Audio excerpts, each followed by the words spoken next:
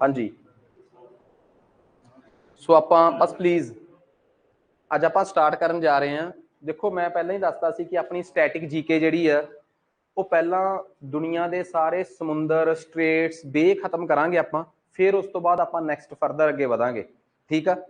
सो इसे तहत जो आपां अपनी स्टैटिक जीके शुरू की है, सब तो पहला मैं टॉपिक पढ़ाया सी स्ट्रेट बे वगैरह। यूट्यूब पर भी प्लेलिस्ट बनी हुई है, प्लेलिस्ट वाले फोल्डर के विच ਉਹਦੇ ਚ ਆਪਾਂ ਸਟੇਟ ਬੇ ਸਭ ਸਮਝਣ ਤੋਂ ਬਾਅਦ ਅਗਲਾ ਲੈਕਚਰ ਲਾਇਆ ਸੀ ਆਪਾਂ ਦੁਨੀਆ ਦੀਆਂ ਸਟ੍ਰੇਟਸ ਜਲ ਮਾਰਗ ਡਮਰੂ। ਉਸ ਤੋਂ ਬਾਅਦ ਅੱਜ ਅਸੀਂ ਪੜ੍ਹ ਰਹੇ ਹਾਂ ਮਹਾਸਾਗਰ ਤੇ ਸਮੁੰਦਰ, ਮਤਲਬ ਦੁਨੀਆ ਦੇ ਮਹਾਸਾਗਰ ਕਿਹੜੇ ਆ ਤੇ ਸਮੁੰਦਰ ਕਿਹੜੇ ਆ।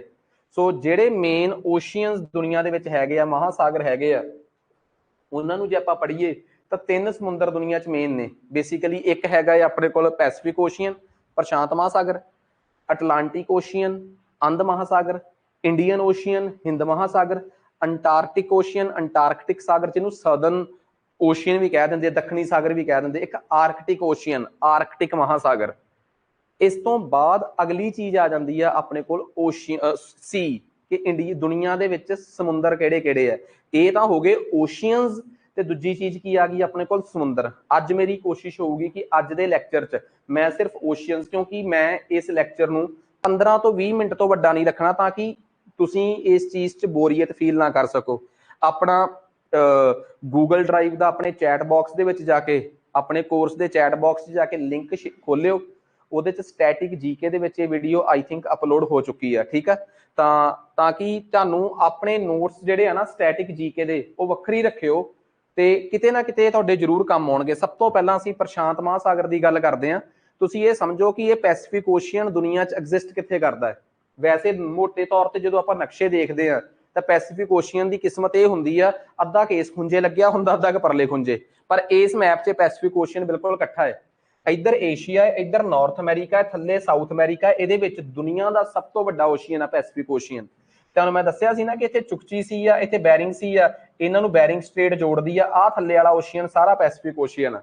ਪੈਸੀਫਿਕ ਓਸ਼ੀਅਨ 'ਚ ਇੱਥੇ ਜਾ ਕੇ ਕਿਤੇ ਇੰਡੀਆ ਹੈ, ਆ ਆਸਟ੍ਰੇਲੀਆ, ਆ ਚਾਈਨਾ, ਆ ਜਾਪਾਨ ਹੋ ਗਿਆ, ਤੇ ਆ ਆਪਣੇ ਕੋਲ north Korea, south Korea, Japan ਹੋ ਗਿਆ, ਆ ਰਸ਼ੀਆ ਹੋ ਗਿਆ, ਇਧਰਲੇ ਪਾਸੇ ਅਲਾਸਕਾ ਹੋ ਗਿਆ, ਆ ਕੈਨੇਡਾ ਹੋ ਗਿਆ, ਨਾਰਥ ਅਮਰੀਕਾ USA ਹੋ ਗਿਆ, ਮੈਕਸੀਕੋ ਹੋ ਗਿਆ, ਆ ਸਾਊਥ ਅਮਰੀਕਾ ਦੇ ਕੰਟਰੀ ਹੋ ਗਏ।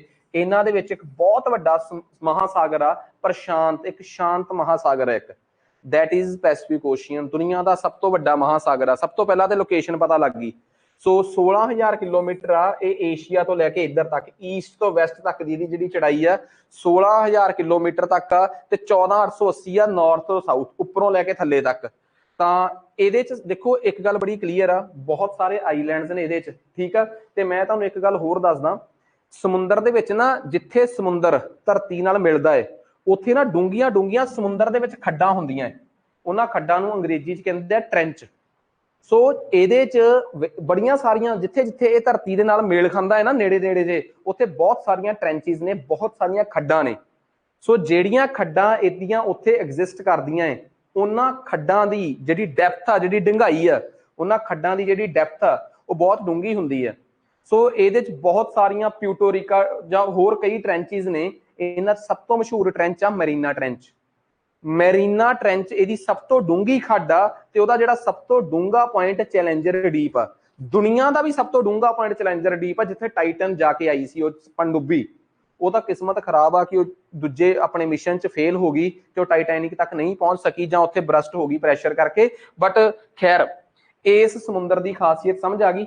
ਇਸ ਸਮੁੰਦਰ ਦੇ ਵਿੱਚ 3 ਪ੍ਰਕਾਰ ਦੇ ਆਈਲੈਂਡਸ ਨੇ, ਇਹ ਬੜੇ ਮਸ਼ਹੂਰ ਨੇ, ਮੈਲਾਨੀਜ਼ੀਆ, ਮਾਈਕਰੋਨੀਜ਼ੀਆ ਤੇ ਪੋਲੀਨੀਜ਼ੀਆ। ਠੀਕ ਆ। ਇਹ ਆਈਲੈਂਡਸ ਕਿੱਥੇ ਨੇ? ਪੈਸੀਫਿਕ ਓਸ਼ੀਅਨ ਦੇ ਵਿੱਚ, ਆਸਟ੍ਰੇਲੀਆ ਦੇ ਬਿਲਕੁਲ ਨਾਲ। ਜਿਹੜਾ ਆਹ ਕਲਰ ਜੇ ਵਾਲਾ ਸ਼ੇਡ ਆ ਇਹ ਆਪਣੇ ਕੋਲ ਹੈਗਾ ਜੀ ਮੈਲਾਨੀਜ਼ੀਆ ਆਈਲੈਂਡ। ਇਹਦੇ ਚ ਛੋਟੇ ਛੋਟੇ ਕਈ ਆਈਲੈਂਡ ਆਰਕੀਓਪਲੈਜੀਓ ਨੇ। ਆਰਕੀਓਪਲੈਜੀਓ ਦਾ ਮਤਲਬ ਹੁੰਦਾ ਉਹ ਟਾਪੂ ਜਿਹੜੇ ਇੱਕੋ ਸਮੇਂ ਦੇ ਵਿੱਚ ਬਣੇ ਹੋਣ। ਜਿਹੜੇ ਆ ਇਹ ਪੋਲੀਨੀਜ਼ੀਆ ਆਈਲੈਂਡ ਨੇ, ਤੇ ਜਿਹੜੇ ਉੱਪਰ ਵਾਲੇ ਆ ਇਹ ਮਾਈਕਰੋਨੀਜ਼ੀਆ, ਮਾਰਸ਼ਲ ਆਈਲੈਂਡ ਵਗੈਰਾ। ਇਹ ਕਿੱਥੇ ਲਾਈ ਕਰਦੇ ਆ? ਜੇ ਤੁਸੀਂ ਇਸ ਨਕਸ਼ੇ 'ਚ ਦੇਖੋਗੇ ਤਾਂ ਇਸ ਨਕਸ਼ੇ 'ਚ ਇਹ ਸਾਰੇ ਦੇ ਸਾਰੇ ਆਈਲੈਂਡ ਐਸ ਹਿੱਸੇ 'ਚ ਲਾਈ ਕਰਦੇ ਆ। ਇਹਨਾਂ ਨੂੰ ਮਾਈਕਰੋਨੀਜ਼ੀਆ, ਮੈਲਾਨੀਜ਼ੀਆ ਜਾਂ ਪੋਲੀਨੀਜ਼ੀਆ ਕਿਉਂ ਕਿਹਾ ਜਾਂਦਾ ਹੈ?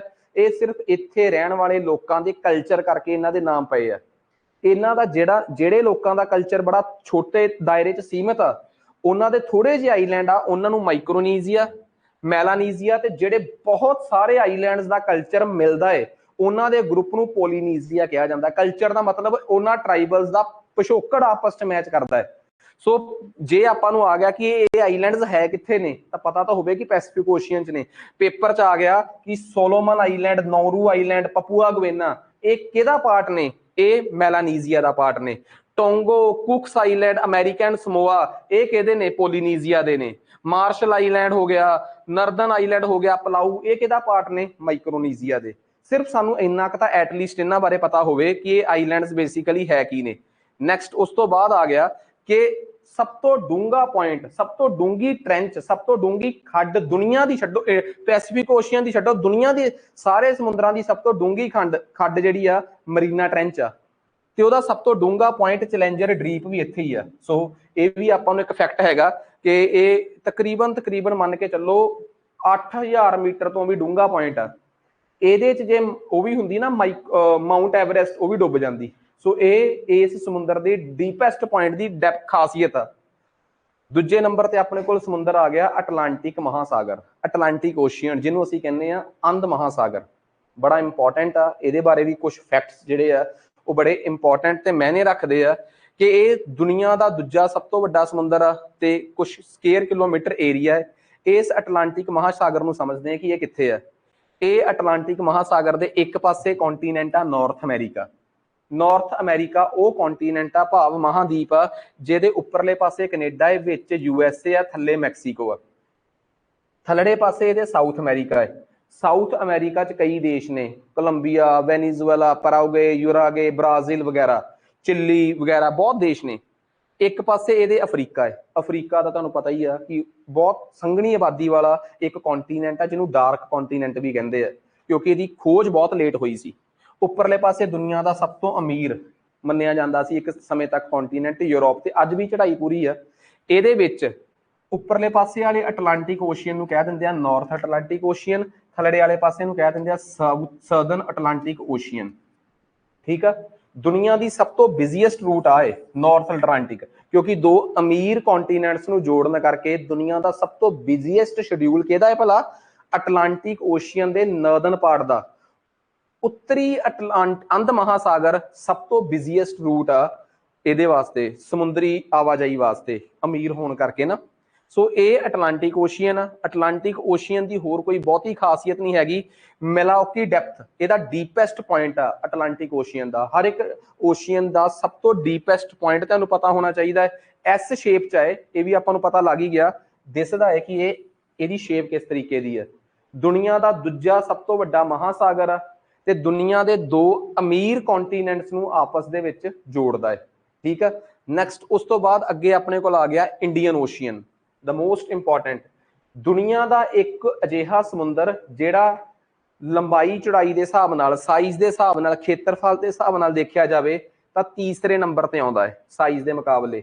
ਪ੍ਰਸ਼ਾਂਤ ਮਹਾਸਾਗਰ ਤੇ ਅੰਧ ਮਹਾਸਾਗਰ ਤੋਂ ਬਾਅਦ ਹਿੰਦ ਮਹਾਸਾਗਰ ਦੁਨੀਆ ਦਾ ਤੀਜਾ ਸਭ ਤੋਂ ਵੱਡਾ ਸਮੁੰਦਰ ਆ।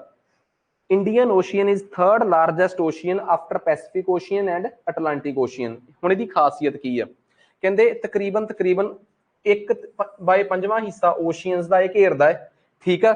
ਤੇ ਸਾਈਜ਼ ਦੇ ਮੁਤਾਬਕ ਇਹ ਤੀਸਰੇ ਨੰਬਰ ਤੇ ਆਉਂਦਾ ਹੈ ਤੇ ਇਹਦੇ ਆਲੇ ਦੁਆਲੇ ਦੀ ਆਬਾਦੀ ਬਹੁਤ ਘਣੀ ਤੇ ਸੰਘਣੀ ਆਬਾਦੀ ਹੈ।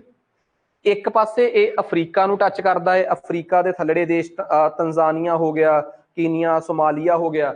ਅੱਗੇ ਜਾ ਕੇ ਏਸ਼ੀਆ, ਇੱਥੋਂ ਏਸ਼ੀਆ ਸ਼ੁਰੂ ਹੋ ਜਾਂਦਾ ਸਾਰਾ, ਆ ਏਸ਼ੀਆ ਹੀ ਆ। ਏਸ਼ੀਆ ਦਾ ਸਭ ਤੋਂ ਪਹਿਲਾਂ ਇਹਨੂੰ ਟੱਕਰਦਾ ਹੈ ਅਰਬ ਦਾ ਇਲਾਕਾ। ਕਿਹੜਾ ਇਲਾਕਾ? ਅਰਬ ਦਾ ਇਲਾਕਾ। ਯਮਨ, ਓਮਾਨ। ਫਿਰ ਉਸ ਤੋਂ ਬਾਅਦ ਅੱਗੇ ਆ ਜਾਓ, ਅੱਗੇ ਆ ਗਿਆ ਈਰਾਨ, ਪਾਕਿਸਤਾਨ ਇਹਦੇ ਨਾਲ ਟੱਚ ਕਰ ਰਿਹਾ। ਫਿਰ ਅੱਗੇ ਇੰਡੀਆ ਟੱਚ ਕਰ ਰਿਹਾ, ਇੰਡੀਆ ਦਾ ਬਹੁਤ ਵੱਡਾ ਹਿੱਸਾ ਟੱਚ ਕਰਦਾ। ਫਿਰ ਬੰਗਲਾਦੇਸ਼ ਟੱਚ ਕਰਦਾ, ਬਰਮਾ ਟੱਚ ਕਰਦਾ, ਥਾਈਲੈਂਡ ਟੱਚ ਕਰਦਾ ਹੈ, ਇੰਡੋਨੇਸ਼ੀਆ ਟੱਚ ਕਰਦਾ ਹੈ, ਮਲੇਸ਼ੀਆ ਟੱਚ ਕਰਦਾ, ਸਿੰਗਾਪੁਰ ਟੱਚ ਕਰਦਾ ਹੈ। ਕਿੰਨੇ ਦੇਸ਼ ਆ ਜਿਹਦੇ ਇਹਦੇ ਆਲੇ ਦੁਆਲੇ ਆ। ਇਹਦੇ ਆਲੇ ਦੁਆਲੇ ਵਾਲੇ ਦੇਸ਼ਾਂ ਦੀ ਆਪਸ ਚ ਇੱਕ 1997 ਚ ਸੰਸਥਾ ਵੀ ਬਣੀ ਸੀ, ਆਇਓਰਾ, ਇੰਡੀਅਨ ਓਸ਼ੀਅਨ ਰਿੰਗ ਐਸੋਸੀਏਸ਼ਨ। 21-22 ਦੇਸ਼ਾਂ ਦੀ ਸੰਸਥਾ ਹੈ। ਈਵਨ ਕਿ ਜਿਹੜੇ ਦੇਸ਼ਾਂ ਦਾ ਲਾਗਾ ਤੇਗਾ ਵੀ ਨਹੀਂ ਆਇਓਰਾ ਚ, ਉਹ ਵੀ ਇਹਦੇ ਮੈਂਬਰ ਬਣੀ ਫਿਰਦੇ ਆ, ਫਰਾਂਸ ਵਰਗੇ ਦੇਸ਼, ਕਿਉਂਕਿ ਉਹਨਾਂ ਦੇ ਵੀ ਨਾ ਇੱਕ ਦੋ ਆਈਲੈਂਡ ਇੰਡੀਅਨ ਓਸ਼ੀਅਨ ਚ। ਇੰਡੀਅਨ ਓਸ਼ੀਅਨ ਚ ਇੱਥੇ ਇੱਕ ਆਈਲੈਂਡ ਆ, ਇੱਥੇ ਇੱਕ, ਇਹਦਾ ਨਾਮ ਆ BIOT, British Indian ocean territory. ਵਜ੍ਹਾ क्योंकि ये अज भी अंग्रेजां दे अधीन आईलैंड। सेम इत्थे एक छोटा जिहा आईलैंड होर आ जिहड़ा फ्रेंच दी ओवरसीज टैरेटरी है। सो उन्हां देशां नूं इंडियन ओशियन रिम एसोसीएशन के मैंबर बनाने का कारण यह है। ये एसोसीएशन वगैरह बारे असीं कदों पढ़ांगे, असीं एक टॉपिक पढ़ांगे, साडा एक सबजैक्ट आ United Nations and international organisations. उदों असीं इन्हां संस्थावां बारे डैप्थ च पढ़ांगे कि आयोरा च किन्ने मैंबर आ, की हिसाब किताब आ ते की सीन आ सारा। खैर इत्थों तक दसो डाउट क्लीयर होगी। सो ये समुंदर बारे आपां जो फैक्ट सीगे वो कवर कर ले। इंडिया, ईरान, पाकिस्तान, बांग्लादेश आ, एक पासे सुंडा आईलैंड, इंडोनेशिया, आस्ट्रेलिया थल्ले जाके, एक पासे फिर ये बिल्कुल अपना वो आ जाता है, अपना अफ्रीका आ जाता है। सो ये आपां नूं चंगी तरह पता लग गया कि इंडियन ओशियन च एक खासियत की है। इंडियन ओशियन की एक खासियत यह है कि ये एक पासों लैंड लॉक आ, पैसिफिक ओशियन ते अटलांटिक ओशियन उपरले पासों ओपन ने, एक पासों ये बिल्कुल लैंड लॉक आ। ठीक है, लैंड लॉक होने करके की आ कि जेडे इंडियन ओशियन ते अटलांटिक ओशियन ने, आ अटलांटिक ओशियन आ, उपरले आर्कटिक के इलाके चों ठंडियां हवावां इत्थे आउंदियां है, आउणगियां नो डाउट। आर्कटिक उपर पोल्स वाला पासा, ध्रुव वाला पासा ठंडा ही हुंदा है। धरती के सेंटर दे विच जे आपां गल करिए, आ अर्थ हो गई, आ अर्थ का सेंटर हो गया। ठीक है, अर्थ के सेंटर च इक्वेटर हुंदा है, भूमध्य रेखा हुंदी जिथे सूरज सीधा पैंदा है। उपरले पासे आर्कटिक आ, थल्ले पासे अंटार्कटिक आ, ये दो ध्रुव ने, पोल ने, नॉर्थ पोल ते साउथ पोल ने इहदे नेड़े उपरले पासे। उधर बहुत ठंड आ। ਜਿਹੜੇ समुंदर उपरों थल्ले नूं ओपन होणगे उन्हां दे विच एक हद तक बहुत ज़्यादा ठंडा मौसम होऊगा। उन्हां समुंदर, वो समुंदर पोलर भी होणगे, पोलर का मतलब बहुत शीत भी होणगे, टैंपरेट घट गर्मी वाले भी होणगे। पर इंडियन ओशियन सिर्फ ट्रॉपिकल आ, सिर्फ ते सिर्फ गर्म आ। उहदी वजह की है कि उहदी वजह सिर्फ ये है कि उपरले पासों ठंडियां हवावां जिहड़ियां ने वो लॉक हो जांदियां, लैंड होने करके उपरले पासे वो थल्लड़े पासे आ ही नहीं सकदियां। इसे करके इहदी सब तो पहली खासियत यही है। ठीक है, ते दूजी गल ये आ इहदे च आईलैंड्स बहुत थोड़े आ, आले पासे जमीन होने करके। तीसरी गल ये आ कि यही आ जिहदी सिमिट्री अड्ड आ, दूजे दोवें समुंदर जिहड़े आ ओपन होने करके उन्हां च दोवें पासे सिमिट्री आ, इहदी सिमिट्री बिल्कुल खत्म आ। ठीक है, इस तो बाद अगला समुंदर अपने कोल आ जांदा है अंटार्कटिक समुंदर। हुण गल करदे आ अंटार्कटिक दी की कहानी है। अंटार्कटिक दुनिया का एक अजिहा इलाका है। पहली गल, ये नक्शा, ये फोटो उपरों क्लिक की गई है। ठीक है, उपरले पासों जदों असीं अंटार्कटिक नूं उपर देखते हैं तो बिल्कुल सेंटर च साउथ पोल, उहदे आले दुआले एक कॉन्टीनेंट है। इट मीनस मैं तो समुंदर पढ़ा रहा, अंटार्कटिक एक कॉन्टीनेंट आ। उस अंटार्कटिक महादीप के आले दुआले वाले समुंदर नूं आपां अंटार्कटिक ओशियन कहने आ। लोग अज इहनूं सर्दन ओशियन कहन लग पे, दक्षिणी महासागर। अंटार्कटिक ओशियन की बजाय इनू एक नवा नाम मिलया हुण कि सर्दन ओशियन। सो अंटार्कटिक कह लो, सर्दन कह लो, one and the same thing. इनू सर्दन ओशियन भी कहा जाता अंटार्कटिक ओशियन नूं, ते इह दुनिया के सब तो दक्षिणी हिस्से च ते इहदा बहुत हिस्सा विचला पासा दबिया बर्फ नाल जम्मिया होया है ते आले आले दुआले पासे पानी इहदे। ते इत्थे दुनिया की वड्डी रिसर्च चल रही है। भारत ने भी अपने कई मतलब कि कह लो इत्थे सिस्टम जिहड़े आ भेजे होए आ, जिवें दक्षिण गंगोत्री, मैत्री ते भारती।